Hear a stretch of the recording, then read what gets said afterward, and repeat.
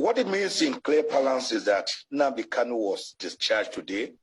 That means he's a free man and he should be allowed to go home tomorrow. By the time we get a certified true copy of the judgment, we'll serve it on the office of the Attorney General and the DSS to allow Nnamdi Kanu go. Let my people go. That is how it is put in the Bible. But Chief Ozekhome, we've heard from the federal government right now. Was not allowing that, there was a problem. Yeah. We just heard the update from the federal government saying that it's just, on a single issue bordering on rendition, and they are looking at taking other legal options, afforded to the government. The single issue bordering on extraordinary rendition after he was brutally captured, tortured in Kenya, blindfolded, and extrajudicially rendered back to Nigeria, is what determined it. We put all the facts before the court. The federal government had no answer to any of the allegations.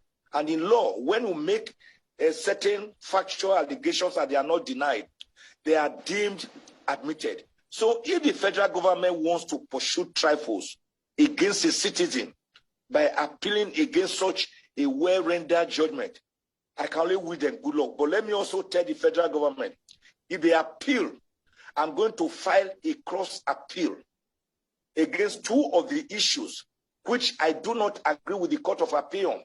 That is the issue of the situs of the place of commission of an offense. Section 45 of the Federal High Court Act and decisions of the Supreme Court make it clear that you can only try a person in a place where you disclose the venue of the commission of the crime, the time, the circumstances.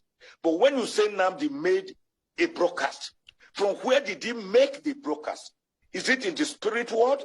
Is it in the land of the dead? The Court of Appeal, with all respect, appeared to have glossed over that something by saying, oh, it didn't matter since the charge, the count did not deceive him. That is not the issue. Supreme Court, look, the Lebanese case that was tried, we all watched it, was it last year? They were accused of having catch of farms in Kanu, but they were tried in Abuja. And the Supreme Court quashed the entire judgment because it is the venue of the commission of a crime that you should try the person. And now the Kanu, you say he made a broadcast. You have not told us where he made this broadcast from. The other one, the Court of Appeal also agreed with us, where they said he brought in a transmitter at Obulu Suzo in Ihiala local government area of Anambra State, which is outside the jurisdiction of the Federal High Court of Abuja. They also agree with us. But all in all, the issue was jurisdictional.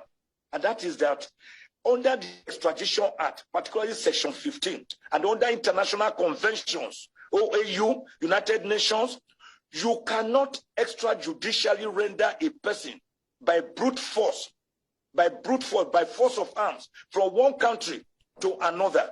There must be a warrant of arrest, which must accompany a written document to the host country that we want this person back. They did not do that. They just forced him back. And the doctrine of specialty is that even when you bring such a person back, you can only try him for the offense that you are bringing him back for. But they still subjected Nnamdi Kanu to the first initial 5-count charge, which they later amended to 7 counts. Then they later amended again to 15 counts. Let me tell you, the federal government has amended the counts against Nnamdi Kanu 7 whole times. And the court, at the Federal High Court, I was able to get 8 of the 15 counts dismissed. It was the remaining 7 that the lower court held on to that were today dismissed by the Court of Appeal. The whole remaining 7 counts were set aside, and then Nnamdi Kanu was set free, discharged by the Court of Appeal. The Supreme Court has said such a discharge amounts to discharge and acquittal. If they want to appeal against a mere citizen, when I feel the federal government should see this as a good reception, as a matter that is good for the whole country, to bring about normalcy, peace to the southeast, peace to Nigeria, and then you still want to appeal, then my take on it is that it will amount to persecution and no longer prosecution. In any event, why should the federal government through the DSSS that arrested this man. They are keeping him. They investigated him. They are prosecuting him. They are Lord and Master, the accuser, the prosecutor, the judge. And that cannot be a fair trial or a fair hearing. So what the Court of Appeal did today is what the federal government should have quickly done even before the Court of Appeal intervention.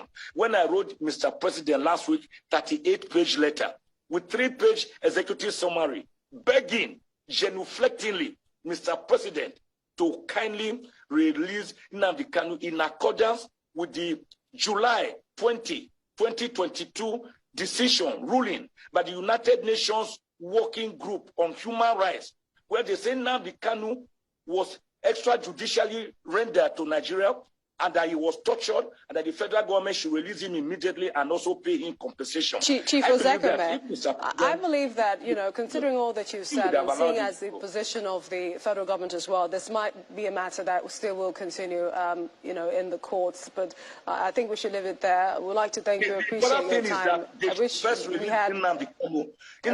had more time. Tomorrow, it does not stop Nnamdi Kanu being released. A notice of appeal does not act as a stay of execution, nor does it render a judgment of the lower court invalid. They should release Nnamdi Kanu immediately and let him go. And let peace reign in Nigeria.